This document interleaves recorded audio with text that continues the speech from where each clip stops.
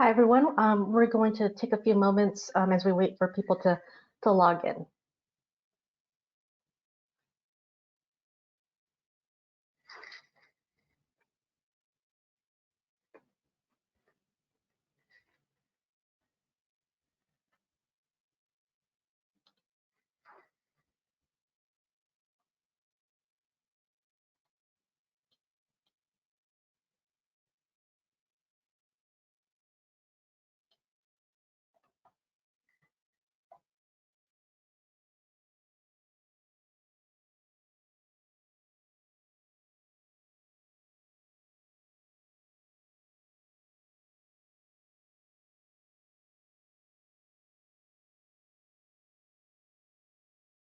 All right, so I think we're just going to get started. We're still getting some folks trickling in. It is 10:01. Hello, everyone. You've joined us at the SB 671 Workgroup Meeting. I'm Cherry Zamora. Our program manager, Hannah Walter, is actually attending another public meeting this morning, so I will be facilitating our discussion today. We also have Ken Lopez and Kayla Giese of the CTC staff assisting us on this meeting as well. Before we move further, we're going to have Kayla go through meeting logistics. So take it away, Kayla. Thanks, Cherry. Good morning, everyone. Welcome to the SB 671 work group. The workshop agenda and the presentation is located under the Handouts tab and can be downloaded and saved during the webinar. It can also be found on the Commission's website, I believe. If not right now, it will be posted later after the work group. For participants joining us through GoToWebinar, please find the webinar panel located on the right-hand side of your screen. There you will find the audio, question, and handouts tabs. Under the audio tab, you have the choice to listen in via the computer or telephone option. If you prefer computer audio, please select the appropriate box. If you prefer the phone call option, select the corresponding box and dial the phone number, access code, and audio PIN as directed by the automated system. Please note that if the audio PIN is not entered, you will remain in listen-only mode and will be unable to speak should you have a comment. As a reminder, each registered attendee is provided a unique link and phone number to access the webinar. These cannot be shared with other participants as they are registered to a specific attendee. We welcome comments and questions from attendees as a part of each topic at this workshop. There will also be an opportunity for comments and questions at the end of the presentation. There are two options for participants to provide comments. You may click on the hand icon to indicate you wish to make a comment. You will then be unmuted and called upon to make your comment. Please be sure to state your name and affiliation prior to voicing your remarks. Also, please use the raise hand feature as early on into the topic as you can to give the system time to acknowledge you. If you raise your hand to speak, please do not lower your hand until you are done making your comment. This helps us ensure you can be unmuted properly. You may also use the questions tab to submit a question or comment. Please type in the topic you are commenting on and your comment. Commission staff will read the comment on your behalf. You will not be able to be on camera while making your comments. Thanks for joining us today, and we appreciate you sharing your time and feedback with us. Back to you, Cherry. Thanks so much, Kayla. So we can go to the next slide, and we'll just go through our agenda briefly. We will have Jeff Morneau give us a brief overview of the California Freight Advisory Committee, headed up by Caltrans. Then we'll go through zero emission funding programs through the CTC, the California Air Resources Board, and the California Energy Commission. I'll be joined by Beth White from CARB and Jamaica Gentry from the Energy Commission. They'll be giving presentations on their agencies' respective programs. Then we'll finish up with draft maps of the Clean Freight Corridor assessment, and Ken Lopez of our staff will present those maps. After each presentation, we'll take some time out to receive any questions via the written questions or hands raised. So we will move on to Jeff. You wanted to talk about the Freight Advisory Committee. Yes, good morning. My name is Jeff Morneau, and I'm a Senior Transportation Planner with the Office of Sustainable Freight Planning at Caltrans. And I just wanted to talk a few minutes about the California Freight Advisory Committee, also known as the CFAC. So this is a committee that CalSTA and Caltrans are required to hold on a periodic basis. It's required by state law. And this committee is formed to advise Caltrans and CalSTA on the creation of the California Freight Mobility Plan. So this committee actually serves a very important purpose. They provide a lot of input to Caltrans and CalSTA on the creation of the California Freight Mobility Plan, which is our statewide freight plan that we need to update every 4 years now.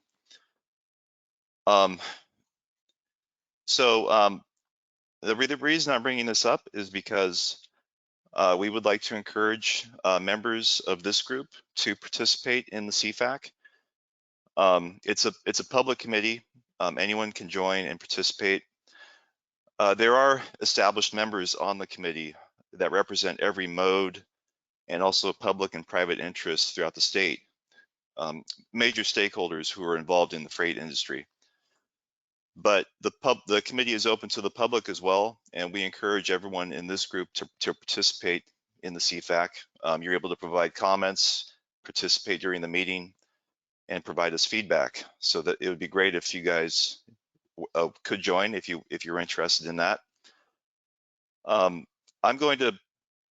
There is a website and an email address I could paste into the chat so you can know where to look.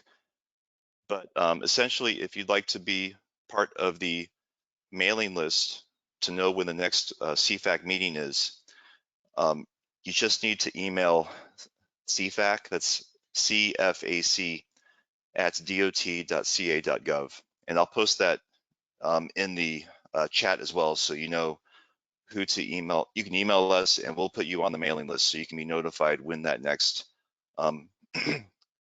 committee is. And like I said, we talk about a broad variety of topics during these committee meetings. We talk about not only updates to the state mobility plan, the state freight mobility plan, but we also talk about major freight issues in California. We'll definitely be talking about SB 617, probably the Clean Freight Corridors assessment that's being created right now. So we talk about everything related to freight and pertinent issues regarding freight in California. And it's a great forum to talk about those issues and to find solutions. So once again, I'm going to send out the information on how you can find out when the next meeting is, and we look forward to seeing you there. So thank you very much.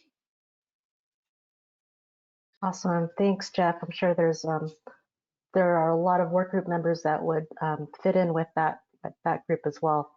Are there any questions or raised hands at this time? Hi, Cherry. No written questions and no raised hands at the moment. All right, thank you so much, Jeff. And feel free to pop those contacts and links and emails in to the chat. Thank you. Thank you, Cherry. All right. So we will move on to this slide. So this is a quick snapshot of the funding programs we'll be discussing today. So today's topic, kind of came about. Hannah was once this work group started. Hannah started receiving kind of some questions of, what funding programs are there available throughout the state, and we thought this would be a good forum to just introduce these programs and have a kind of platform for getting any of you started on finding out more. So first off, we'll talk about the Trade Corridor Enhancement Program, which is headed up by the CTC with, of course, assistance from Caltrans. And then the California Air Resources Board will discuss AB 617, Community Air Protection Incentives, the Carl Moyer Program, CORE, which is a Clean Off-Road Equipment Voucher Incentive Project, HVIP, the Hybrid and Zero Emission Truck and Bus Voucher Incentive Project, and the Low Carbon Fuel Standard, or LCFS. And we'll also have the California Energy Commission discuss the Clean Transportation Program and Energize. So let's see, do we have Beth White from CARB on the line yet? She might have been running late, so. I'm right here. Oh, okay. Yes, bad traffic accident that held me up for half an hour on the freeway, but I got here, so. Oh, on a Friday too, so. Yes. I'm glad you're here. Okay, so I don't know if I'm on camera or anything right now, but I'll try and look into the into the camera if I am. I don't think, we don't have you on camera, but oh, there you are, yes. Okay, Well, good. sorry, Hi. yeah, we have, okay, you and Stephanie as well. Yes, so we're together. Okay, so HVIP requires heavy-duty trucks and buses to be inspected for excessive smoke, tampering, and engine certification label compliance. And any heavy-duty vehicle traveling in California may be inspected, including vehicles registered in other states and foreign countries. HVIP provides point-of-sale discounts to vehicle purchasers, and there's no waiting. It's a very streamlined process, so they don't have to wait for a rebate check or a tax credit. And HVIP works closely with truck and bus dealers to apply the voucher incentive at the time of purchase. So funds are available on first-come, first-served basis. And it's the slide after the corridor enhancement program, sorry. And no scrappage is required, which works better for some businesses. And HVIP plays a crucial role in the deployment of zero emission and near zero emission technologies. The Clean Off-Road Equipment Voucher Incentive Program, which is a little bit of a mouthful, is intended to accelerate deployment of advanced technology in the off-road sector. And it provides a streamlined way for fleets to access funding that helps offset the incremental cost of that type of technology. Core targets commercial-ready products that have not yet achieved a significant market foothold. So to the next slide.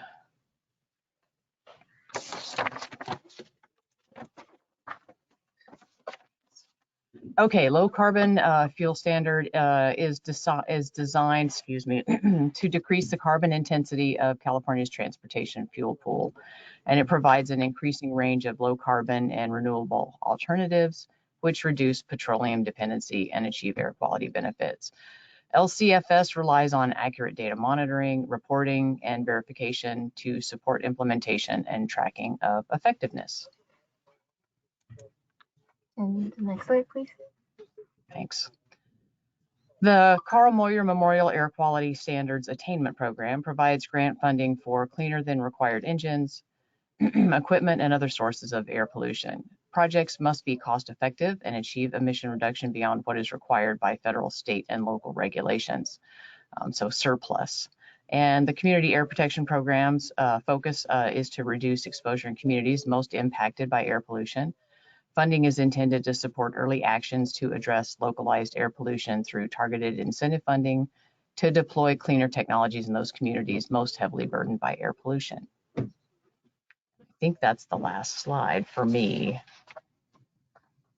And we should have folks online here that can answer any very detailed questions relative to these slides. Okay, great. And we can see if anybody has any written comments or raised hands. Hi, Cherry. We do have a written comment so far and a raised hand, so I'll go ahead and read the question first. This is from Mike Tunnel. Is there a listing of what entities are receiving credits under the LCFS? I think there is. I hope Jacob's on the line or someone from that group. If someone from that group wants to raise their hand, we can definitely unmute them. While we're waiting, I'll go ahead and call on Julie Nations. Her hand is raised. Hang on, Julie, I'm working on unmuting you. There you go. You should be able to speak now. There we go. Thanks so much. Hi, everybody. Julie from Travel Centers. We applied to TSEP and it was really fun. We did not get funding on this cycle 3 But we were strongly recommended to apply for cycle 4, and I'm just wondering if you might know when that is going to happen. I definitely need someone from that group to nail that down. So Julie, you're talking about the Trade Corridor Enhancement Program? Yep. Okay. I am. So I will be going through that program in a little bit. That is one of the CTC programs. So let's hold off on that question, and then you'll be the first question that I answer. Great. Thanks, Cherry. Okay, Cherry, we have one more written question. This is from Ray Pingle. How much of the Carl Moyer funds can be used for charging infrastructure? Does somebody want to talk about the 50% factor and the details for that? That's from Scott's group, Vicky or somebody? I think Vicky is on the line. Yes, I'm here. I'm sorry. I woke up sick this morning. I haven't done some infrastructure funding for a little bit, but if you want, I can take this question and then email you with some information. So whoever was the commenter.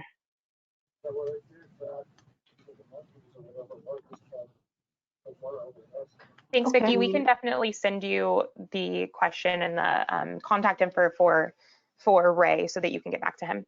Yes, please. I can put my email in the chat as well. Okay, thanks. Thank you, Vicky. And then relative to Mike Tunnel, if we don't have anybody pop on about that, I go way back with Mike, and so he can just email me directly and I'll get him an answer. Okay.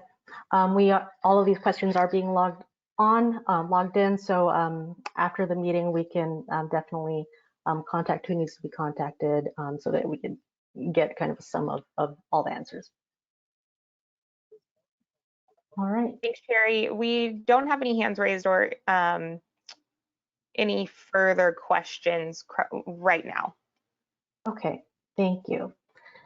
And I am going to go back up a few slides. Sorry, Kayla. Let's go back to the TSEP slide. I inadvertently skipped ahead.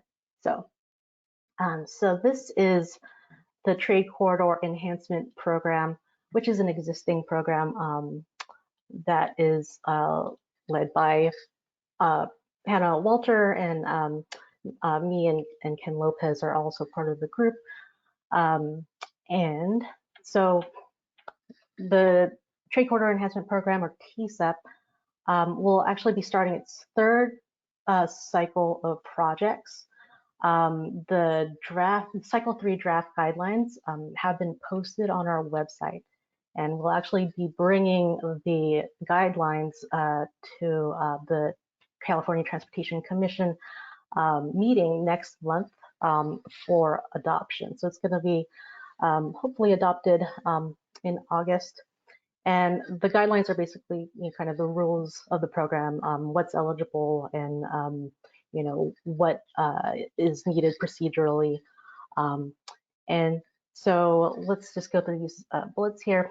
As proposed in the Cycle 3 draft guidelines, the objective of the Trade Corridor Enhancement Program is to fund freight infrastructure improvements on freight corridors, and this would include any SB 671 corridors. In addition to the already established program evaluation criteria, we've made some enhancements to the criteria during the cycle, and they're proposed to include actions that support the transition to zero-emission freight infrastructure,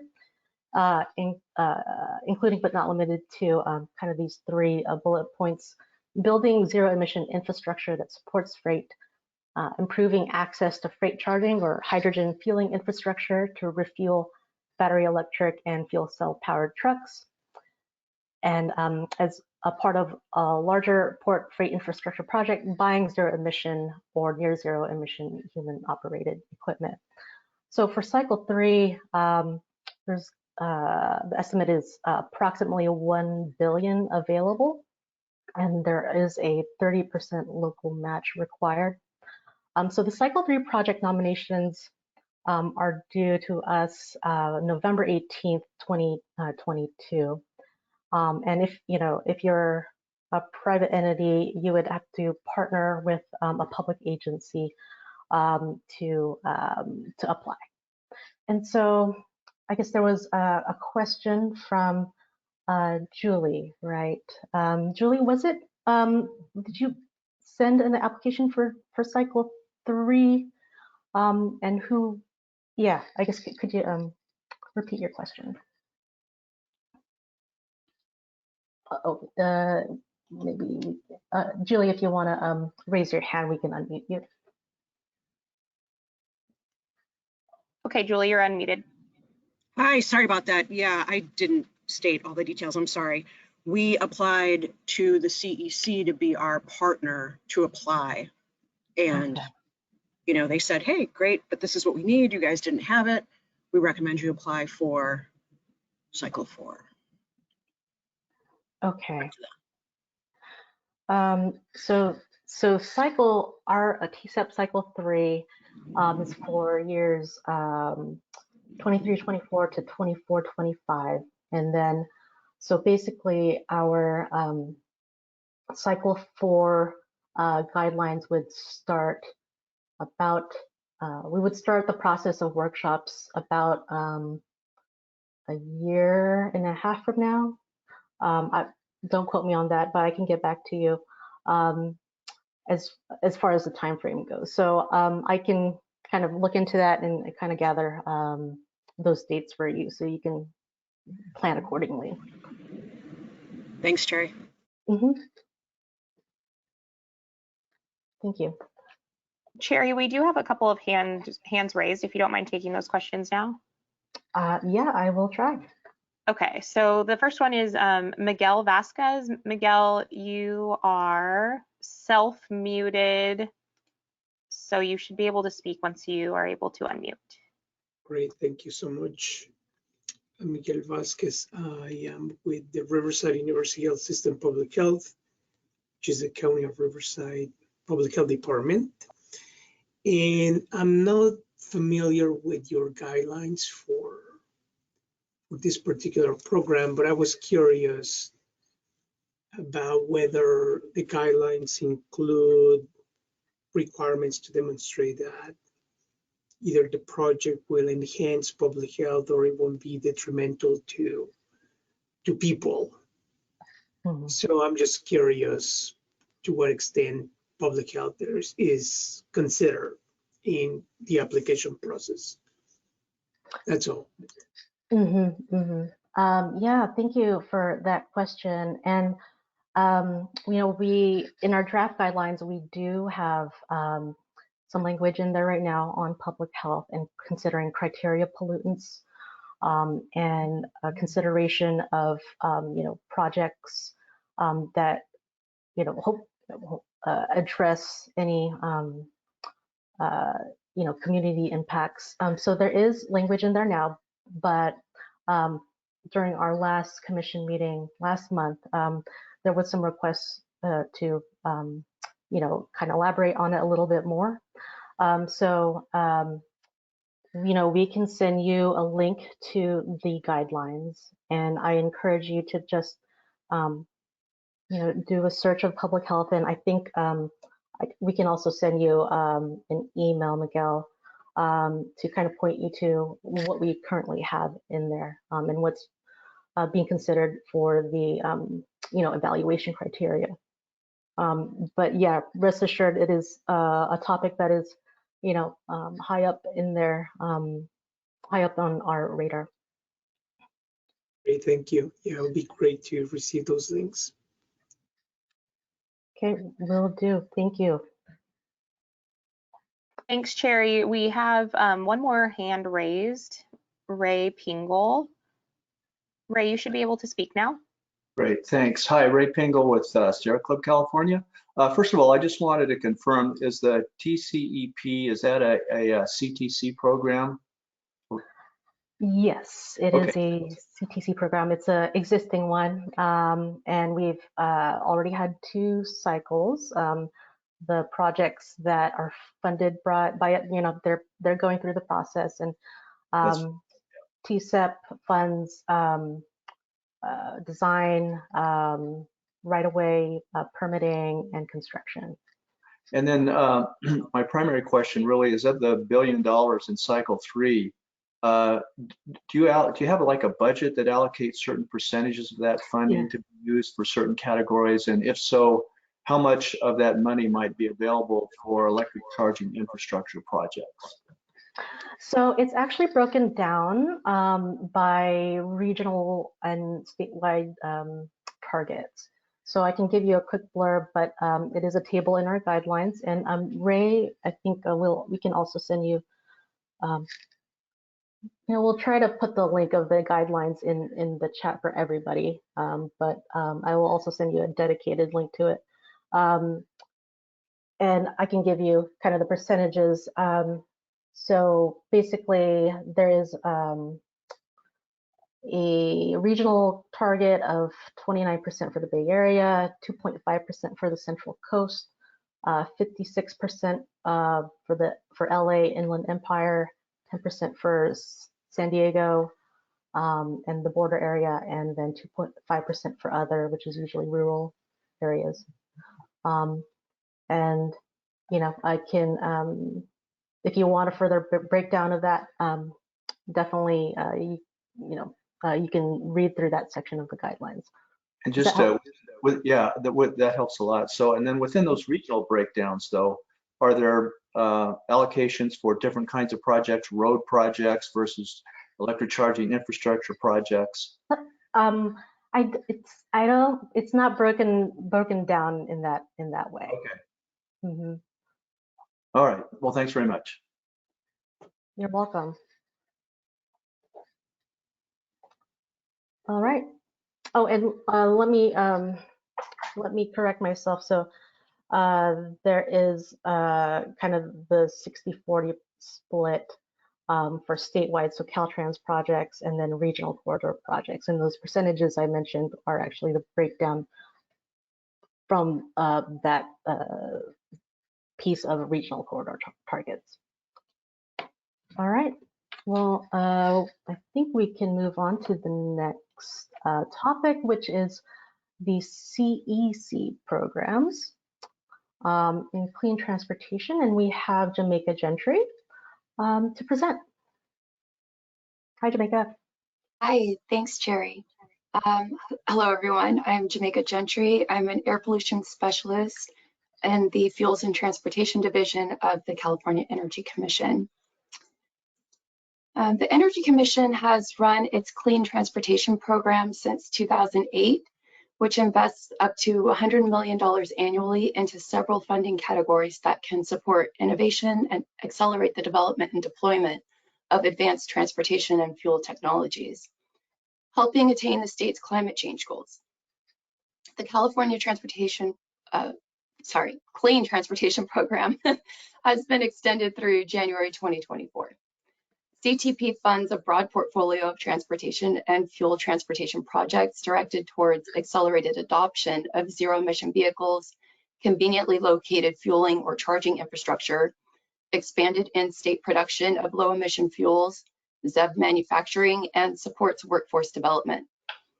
In the Clean Transportation Program, an increased focus has been placed on the medium and heavy-duty sector because despite those vehicles making up a small percentage of total vehicles on the road, they are responsible for significantly higher emissions in the state when compared to light-duty vehicles. The governor's budget earmarks specific funding to replace 1,125 drayage trucks, 1,000 school buses, and 1,000 transit buses with zero-emission alternatives and refueling infrastructure over 3 years. Research has indicated lack of ZEV fueling infrastructure remains one of the largest barriers to meeting these and other of California's clean transportation goals. As the state lead for ZEV infrastructure, the CEC is coordinating closely with the California Air Resources Board, which is the state lead for zero-emission vehicles. The Clean Transportation Program is working to fill the gaps in our EV and hydrogen infrastructure networks through several grant programs. One of them is the Energize program, and it is making investments in ZEV infrastructure for drayage, school bus, and transit vehicles. Next slide, please. Energize is an abbreviation for the program's full name, the Energy Infrastructure Incentives for Zero Emission Commercial Vehicles. It is the nation's first commercial vehicle fleet infrastructure incentive project funded through the CTP and implemented by CalSTART. Energize is a block grant project providing up to $276 million for infrastructure incentives for public and private commercial fleets that seek to deploy battery electric or hydrogen fuel cell vehicle technology. The Energize program currently has $50 million available for infrastructure incentives across 4 funding lanes, each lane targeting a unique need. They are the EV Fast Track, EV Jumpstart, EV Public Charging, and the hydrogen funding lanes.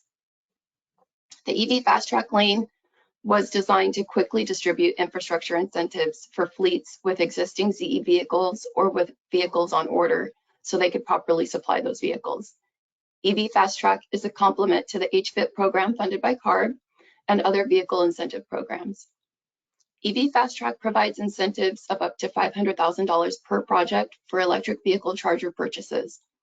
Applicants must own or have proof of purchase of commercial vehicles to be eligible for funding through this lane. The EV Jumpstart funding lane is focused on issues of equity and reducing or eliminating barriers to participating in the transition to a zero-emission transportation system.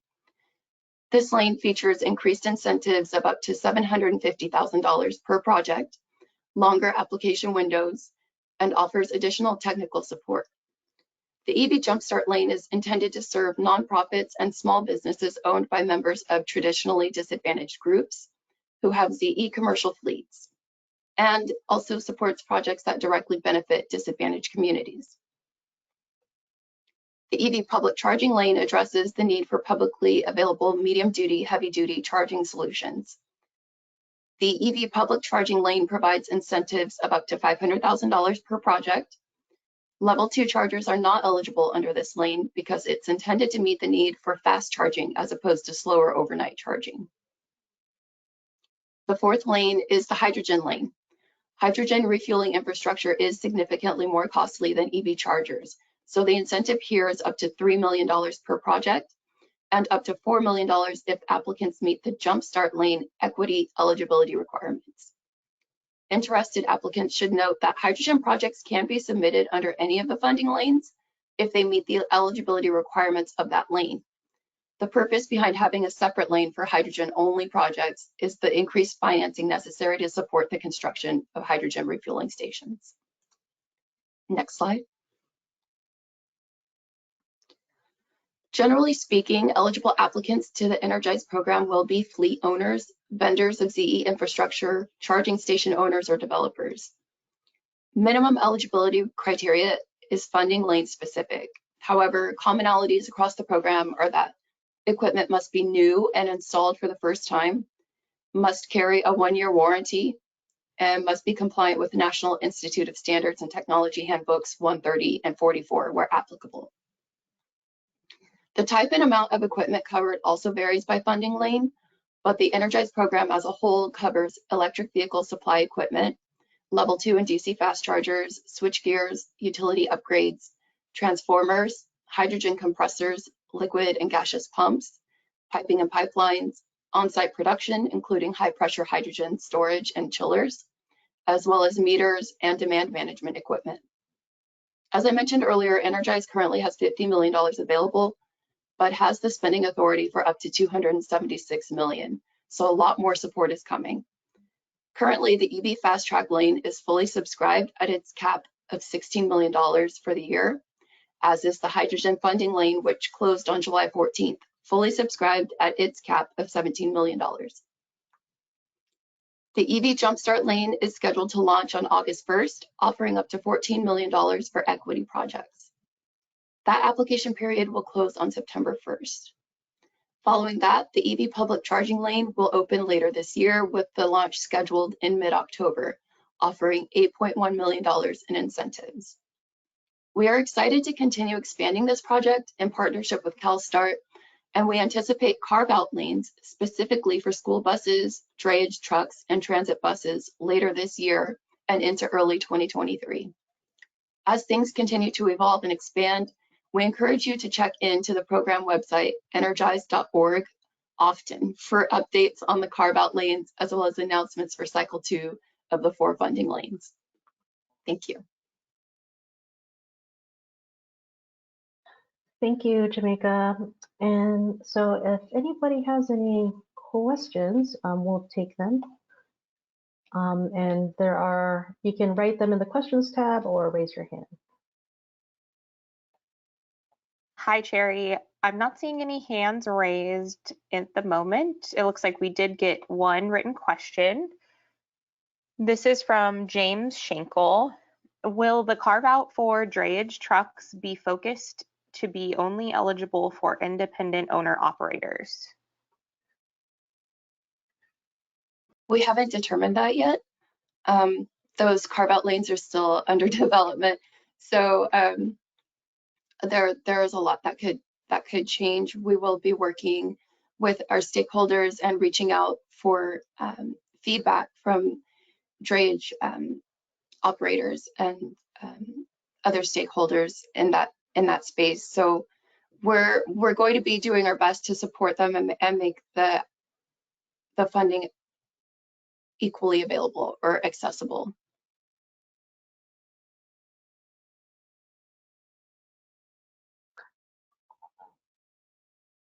Okay, and I see someone in the, we have Robert Naylor writing, will slides be available?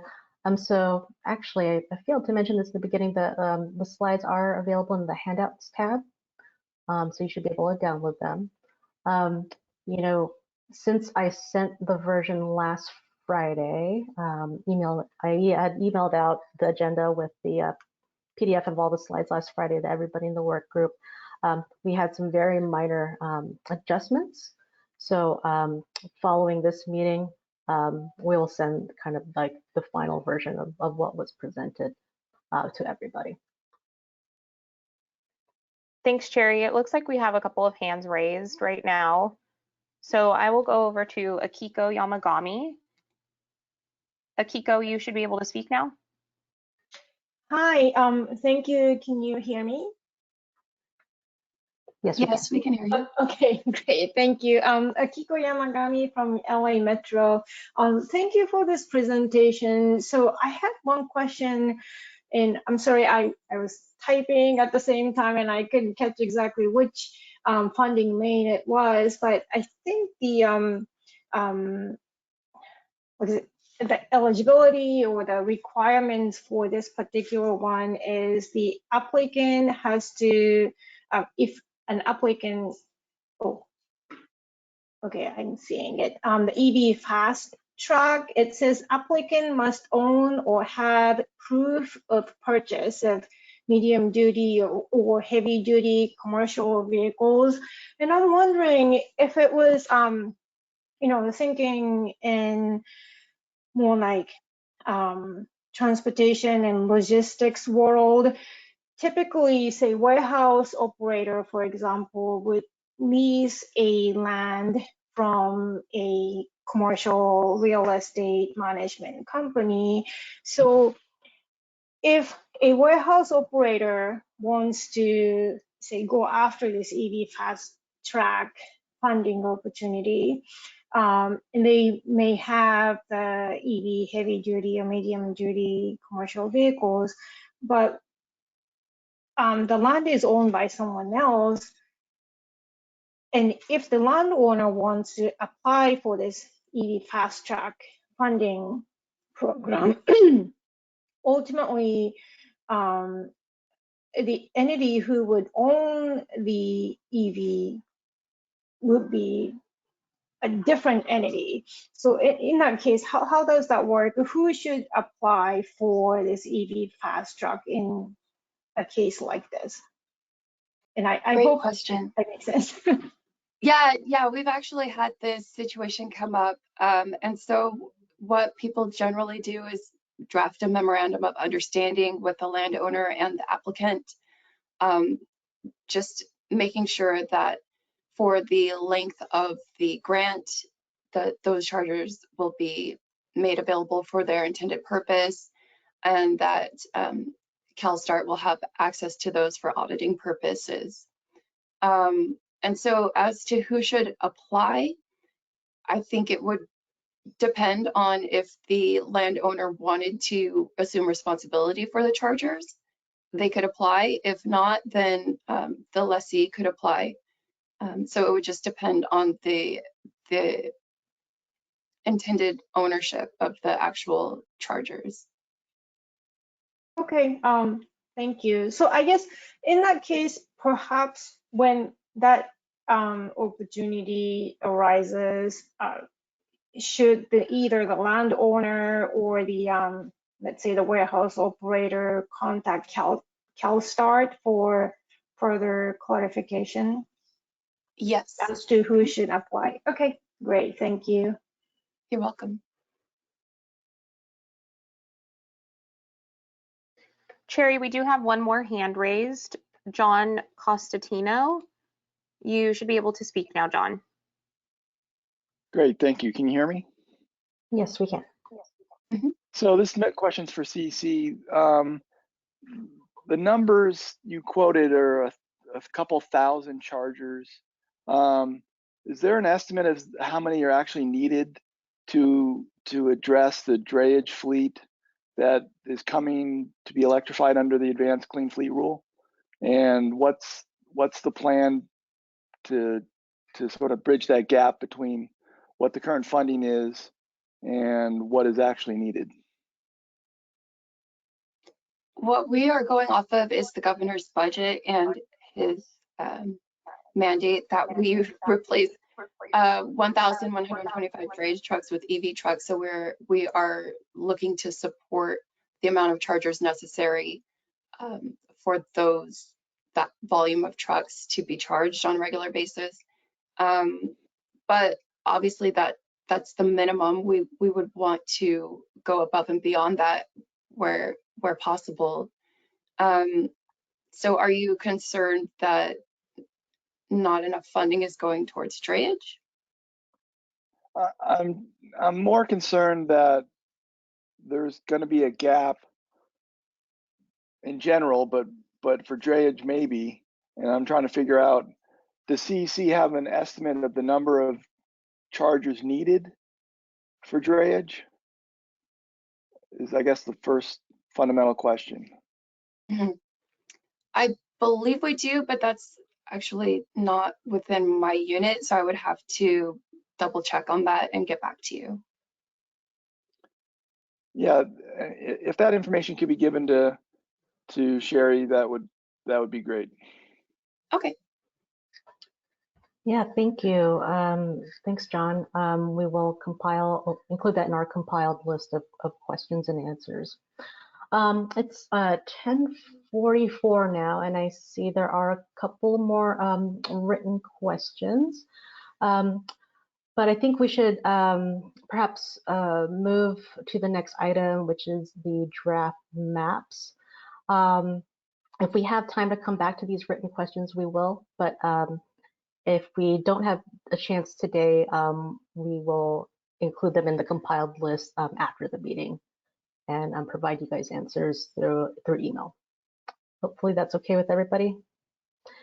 And so the next 3 or 4 slides, the table in blue, basically this is what we plan to post on the SB 671 website, just as a first cut, a resource for you all if you're interested in finding out more about these various funding sources and kind of what the difference is between them. Obviously, there's a lot that goes into each of these programs, and each of them has their own guidelines.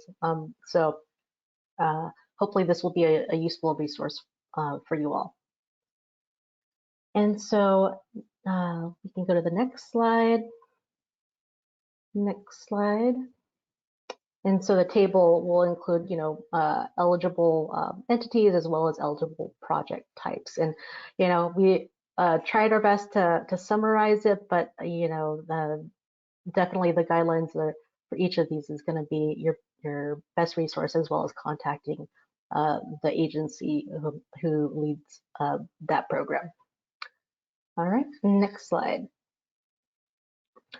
And so the next portion of our meeting will be the draft maps for the Clean Freight Corridor assessment, and Ken Lopez will be giving that presentation. Good morning, everybody. I'm Ken Lopez. I'm the data specialist primarily for the Trade Corridor Enhancement Program, but we're also helping out with the SB 671 assessment. I'll be presenting the maps Sherry talked about earlier that we have created based on this work group proposals.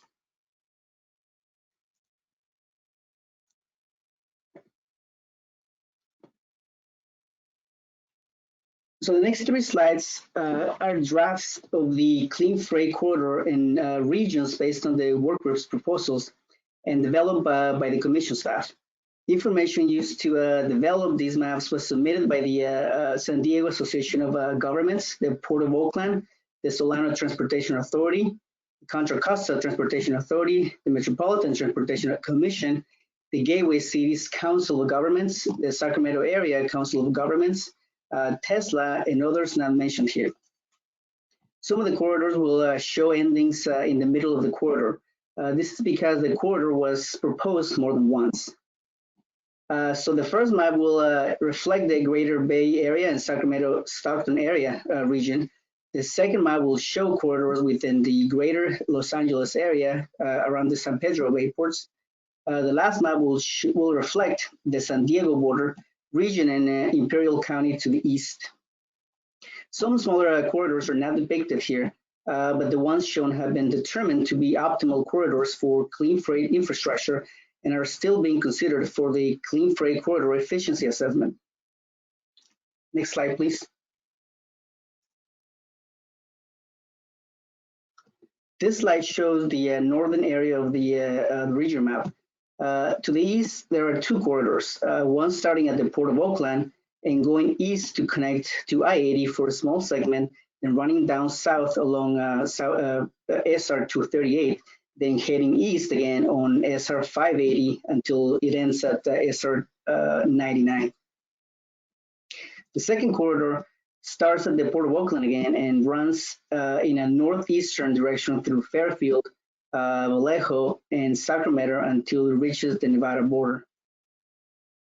Going eastward, it's SR 50 starting in Sacramento and going towards the Nevada border. The next corridor is I-5 that starts in north of Yuba City and runs down through the Sacramento area and keeps going down all the way through the LA area and ends at the Mexico border. To the left of the I-5 is SR 99, or right if you're looking at this map. This corridor starts in Sacramento and ends where it meets I-5 just south of Bakersfield. Next slide, please.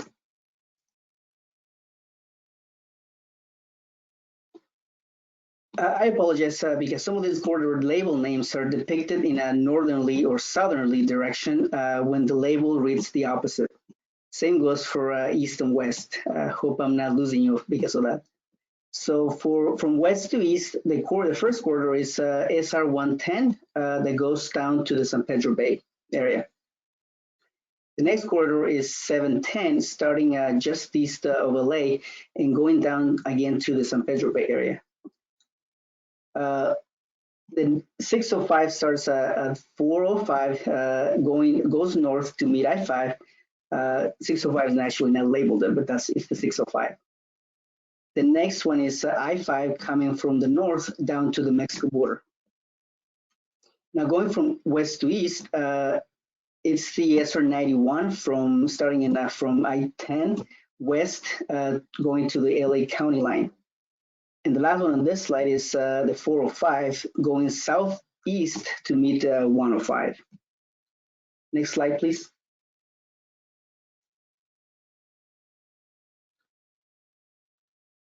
In this slide, you'll see or depicts the southern region of the state. The first corridor runs south from LA, the LA area, and ends is the I-5 area and ends at the San Isidro port of entry.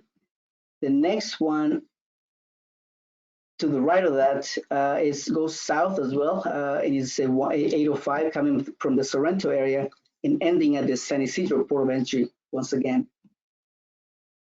The one you see that is not labeled is the I-15 that is coming from the north and ending when it connects to the I-5. On the inset, it shows the corridors just east of San Isidro port of entry. The first one is the Otay southbound truck route to Otay Mesa port of entry, and just north of SR 905, starting at the I-5 and ending at the Otay Mesa port of entry once again. The corridor to the right of it is a future site that will connect the 905 to the Otay Mesa east port of entry. All the way to the right outside in the bigger map, we have the SR 111 going south and connecting to I-8 and down to SR 7.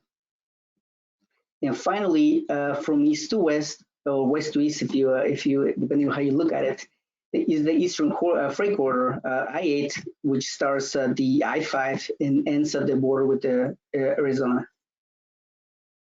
Next slide. The final two maps reflect the top 5 freight corridors in the state based on truck volume. This information was gathered by the Army Corps of Engineers working with the commission staff under contract and compiled into map form by commission staff. These maps also show the CalEnviro screen 4.0 to show the location of the corridors in relation to the CalEnviro screen. As this slide says, the corridors with the most truck volume are I-5, SR 99 in the northern part of the state, I-5, I-10, and I-40 in the southern part of the state. Next slide. The legend shows the red lines depict a higher number of trucks per day on average, and the yellow lines show a smaller number of trucks per day on average. So we'll have the first corridor with the most volume in the north, which is I-5, that starts in the Oregon border. I can't see we can see it at the border, but it starts way up there and runs south all the way down to the LA area and actually goes down all the way to the border. SR 99 starts in the Sacramento area and runs south just and ends just past of Bakersfield. Next slide, please.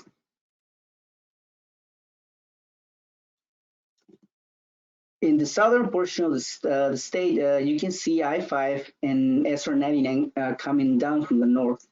SR 99 ends at the I-5 junction just south of Bakersfield.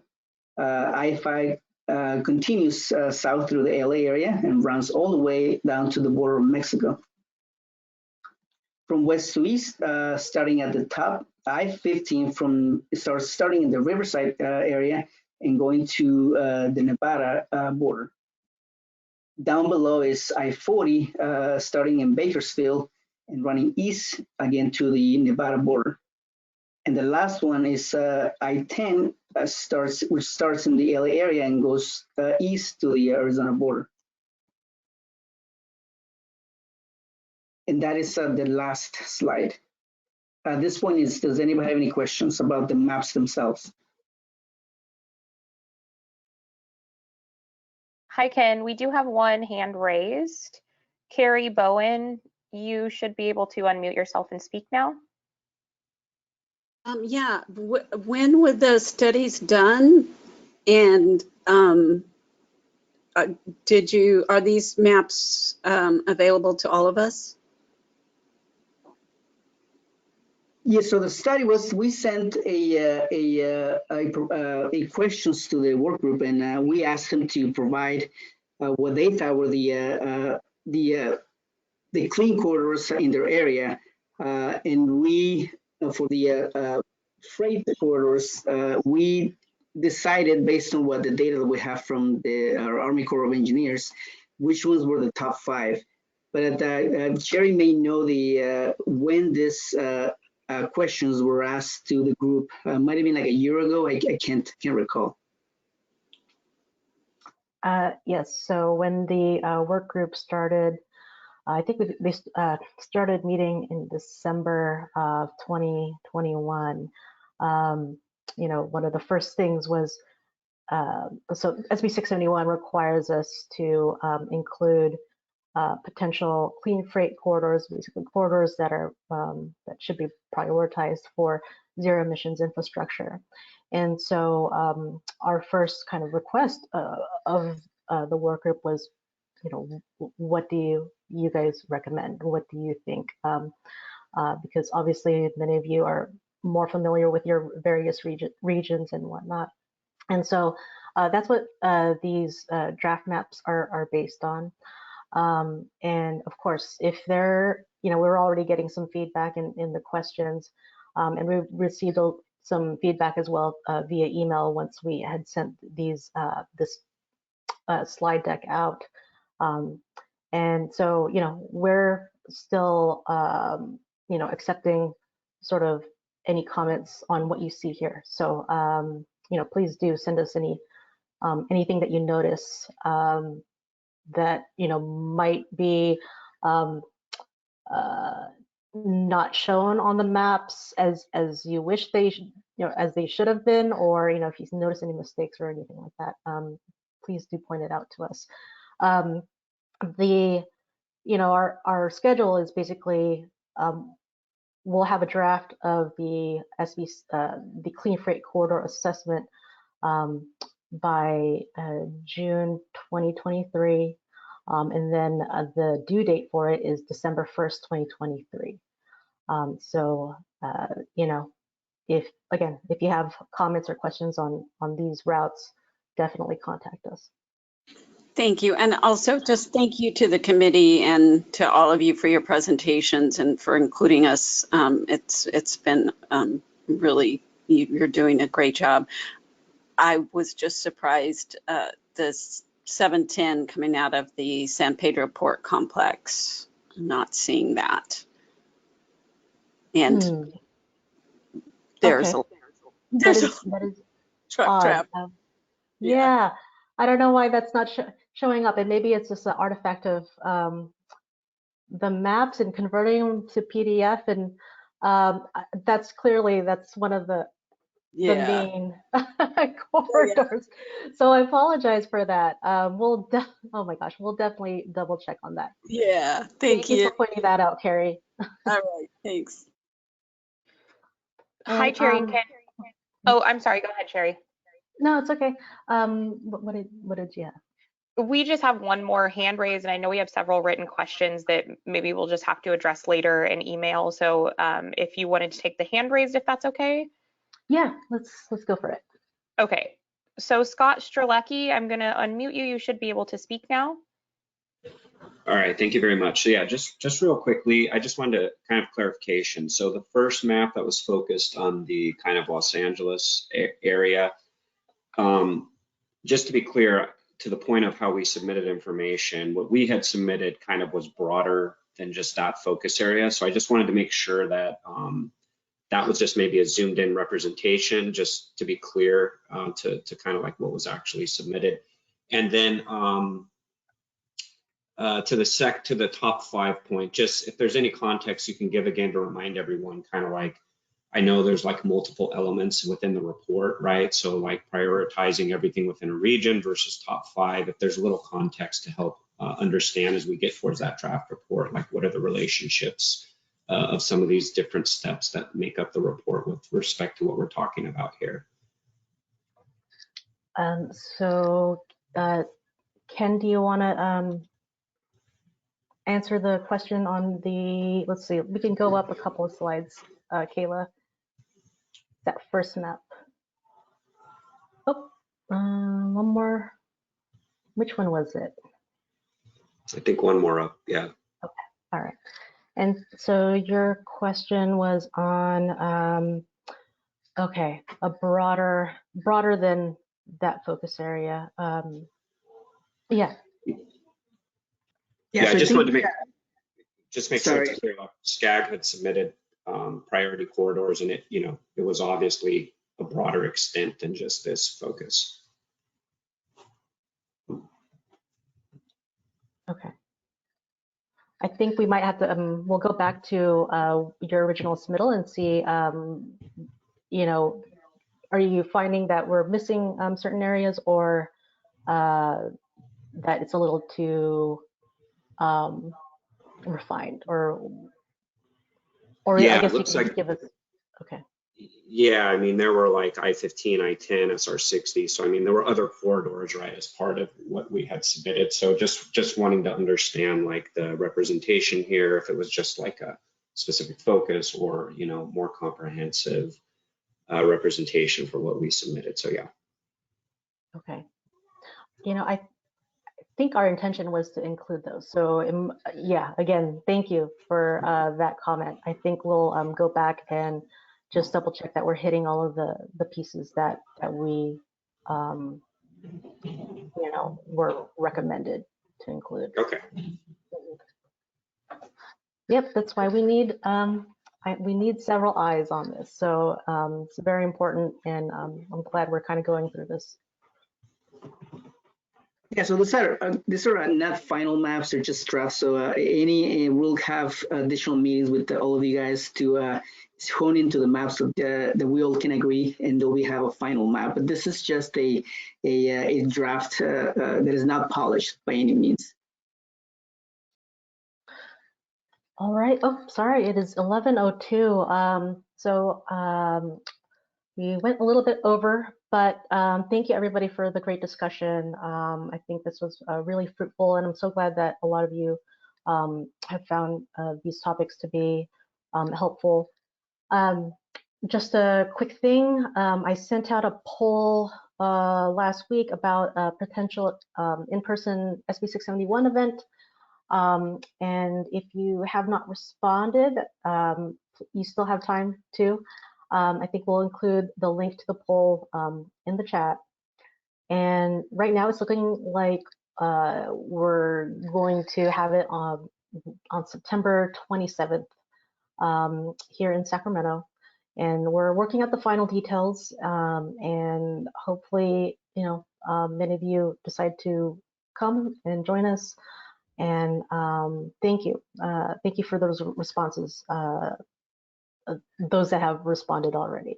So I think we will close it off, and again, we will definitely send out a follow-up email with responses to these remaining questions that came through. And thank you for joining us, everybody. I appreciate your input, and have a great day and have a great weekend.